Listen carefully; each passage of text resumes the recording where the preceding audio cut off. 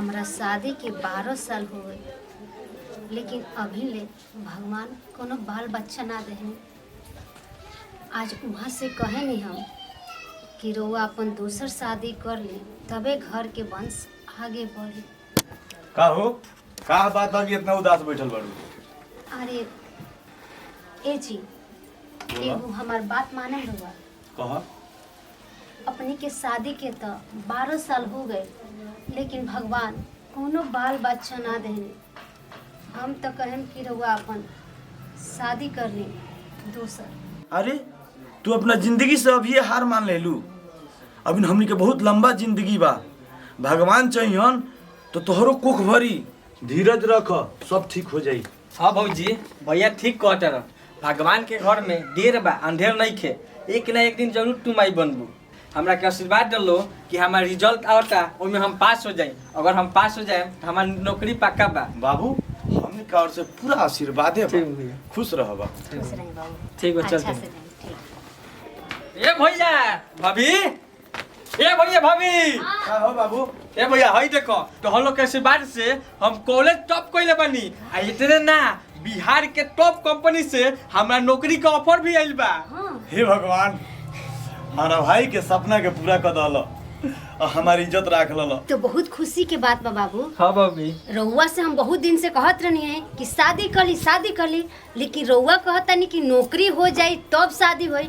अब बोली शादी के हम कहीं बात विचार चलाई, अब तो नौकरी हो गई। ए भाभी अभी शादी के का जल्दी बा? जरूरी बा ना, अब नौकरी हो गई, अब और शादियों एकदम जरूरी बा कइल का जी। ठीक कहता। ठीक बा भौजी, जैसन तो लोग के मर्जी।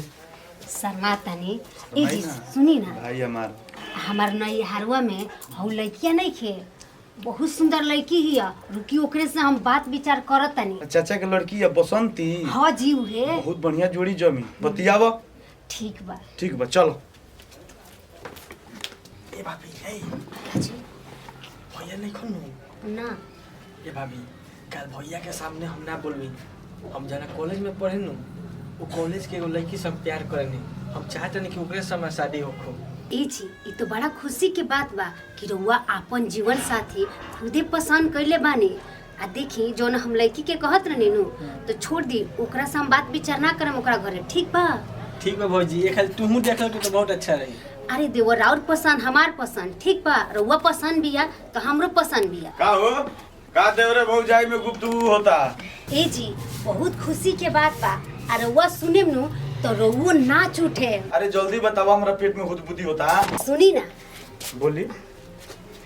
बबुआ लजा के भागनी जाना तनी। ए बाबू जौना कॉलेजवा में पढ़े नी, ओइमे कोनो लड़की से यहाँ के चलेला, तो कहतनी कि ओकरी से शादी करे के। राउर का विचार बा, बोली ना। का कहता रू? बाबुए के खुशी में हमनियों के खुशी बा। बाबू जेमे खुश बारे हमनी के खुश बानी सन। जल्दी से जाके कहो कि बाबू तैयारी हो जाता और मैरिज हॉल में थावे शादी हो जाई। हाँ जी, रउआ से हमरा यही उम्मीद रहला कि रउआ मान जा। ठीक बा, हम बाबू से जातनी बात करे आ कह देतानी कि काल के काले बियाह हो। ठीक बा? हम भाई न होई, हम काहे ना मान जाबू? हमार छोट भाई है, इतनी चुक से सोच के इतना बड़ा कइले बनी। जा जल्दी तैयारी कराओ, जा चलो चलो तैयारी कराओ जा। छोटको आवा हो, छोटको जागा ना। सवेरे सवेरे बजनिया के मुंह देखे नहीं की चाहत। ठीक बा, नाश्ता उजा रख दी, हम आनी तो नाश्ता कर लेवे नी। का हमार मुंह देखे के नहीं कुछ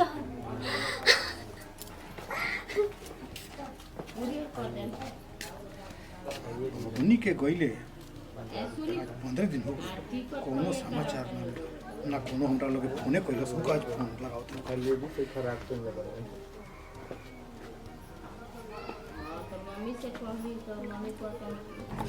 हाँ बाबूजी, प्रणाम। खुश खुश।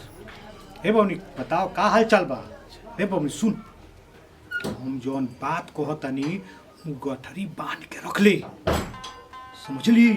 देख तोर देहाती जौन बड़के बिया नु, अरे बाज यो बाज, समझली? देख ओकरा से काम खूब करइहे, ते काम मत करिहे, समझली? देख इतना काम ओकरा से करइहे, इतना काम करइहे कि काम करते करते करते करते वो मर जाओ।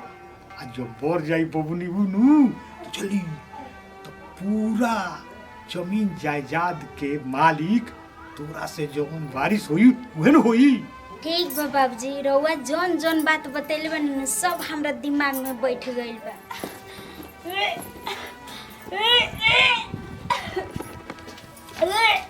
का हो गइल? ए भाभी भाभी ऐसा मुई का काम करो तू क्या सामान हम डॉक्टर बोला खिलाफ बाबू सुनी सुनी, डॉक्टर की गइला के जरूरत नहीं है। बहुत खुशी की बात बा, वो बाप बनने वाला बने। सचमुच भाभी? हाँ बाबू। का हो? गाजी तन बाजी लगता है। हेलो हेलो, हाँ प्रणाम पापा। खुश हो? पापा जन तू चाहत रहा हो न तौन घड़ी आ गइल बा। हाँ तू नाना और हम माई बने वाला बानी। का हम नाना बने वाले बनी? अरे तो बहुत खुशी की बात बा। देख बबनी ऐसन करी हे लड़का हो जाओ नु तो बझिनिया के फरसाई तक ले बाबू के मत लागे दी हे, समझली? हाँ बाबूजी तू ठीके कहा तारा, हम अपने लड़का के बछनिया के छाए तक ले पड़े ना देना।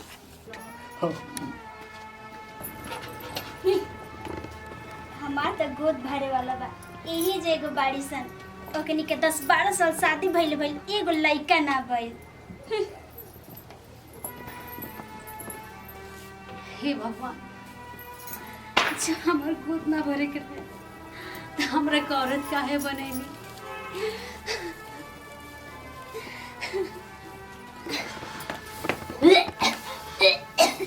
भाभी तारा उल्टी होता एक और मतलब तू माई बना बड़ू हम चाचा अब एक घर में डबल सामान हो डबल।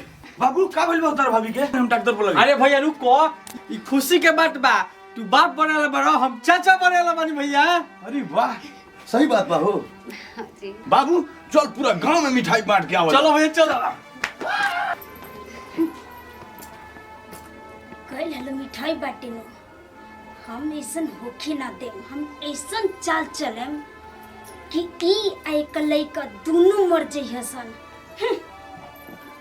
ए दीदी दीदी हाँ। कहाँ बानी है? आई ना ने कहा चली ना काली माई के पूजा कई आवल जा। अरे आज ले हमरा के ताना मारत रही हो, लेकिन आज का बात बा कि इतना राय से बतियावत रही। ए दीदी का सोचे तन जैन डाली लेके आई, चली पूजा करे। अच्छा ठीक बा। ठीक है चली जल्दी आई। चलो हाँ चला, आज तो तेरा पता चलिए जाला।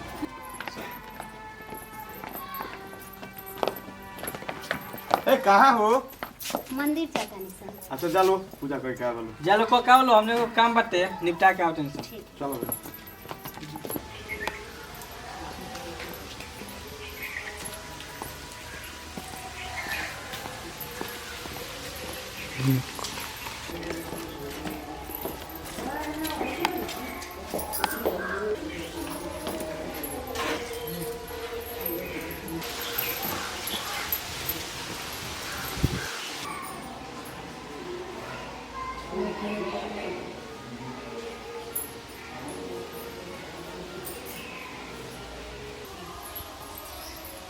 चल तनी सीढ़िया पर पनिया गिरा देवे, आई तो गिरी तेकर काम खत्म हो जाए।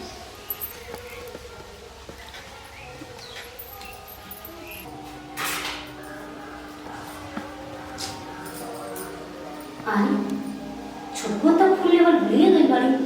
रुको बुलाए। ए छोटको, अरे माता रानी के चरण के फूल ले ला हो।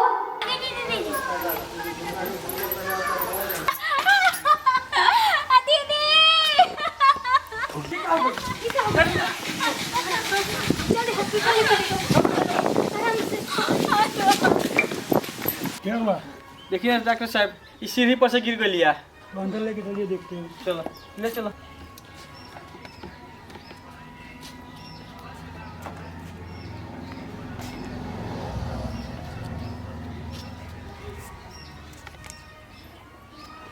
का बोले बाबू?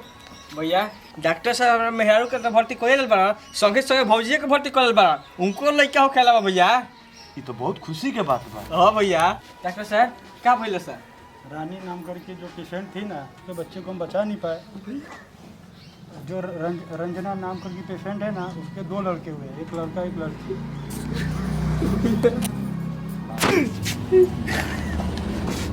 देवर बाबू रउआ मत रोई। देखी हमार 2 लड़का भइल बड़ा सन ना जुआ। बाबू रानी के होश आवे के पहले हमार है बच्चा उनका गोद में दे दे और उनका पता ना चले के चाहे कि हमार बच्चा। रउआ लोग के हमार कसम। हाँ बाबू, तार भाभी ठीक कहत रही। भैया भाभी तू लो हमरा कर साक्षात भगवान बनल लो। मत रो बाबू, ले जा जल्दी ले जा। ले बाबू संभाल के ले जा। अरे इस सब बैग लेके कहाँ जाता है वो? हम जाते नहीं अपने नहीं यार, ते तो डाइन बड़े डाइन हमरा बेटा के ते कह देबे। चले ते घर से निकलबे ना तले हमें घर में रहे ना।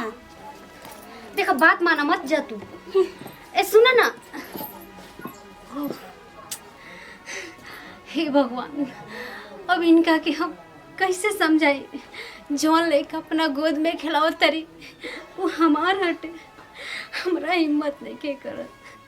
कैसे बताए। का भेल भौजी? का भेल बाबू? ना बाबू कुछ ना। भाभी रानी कहाँ बड़ी हो?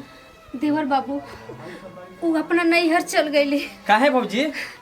कहा तरी तू ये घर में रहबू तो हम ना रहन।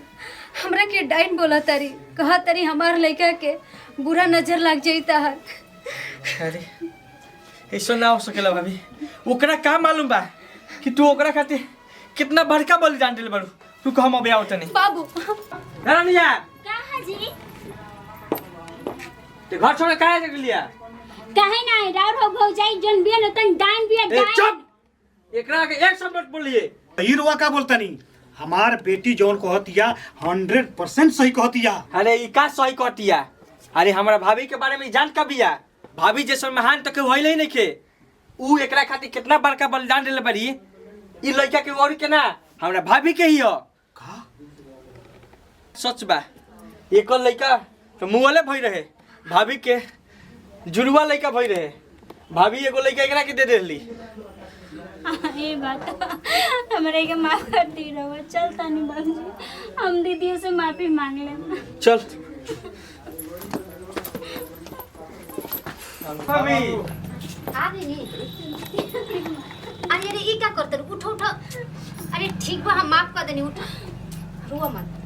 देखो सुबह की भुलाइल शाम के घर आ जाला, ओकरा के भुलाइल ना कहल जाला। चलो लो अंदर चलो। चली बाबू। चलो बाबू चलो। भोजपुरिया भाई लोग के प्रणाम। प्रणाम। भाई देखिए हमनी के ई वीडियो बनौनी आसान संपूर्ण रूप से पारिवारिक बा। जौना के शीर्षक बा घमंडी देवरानी।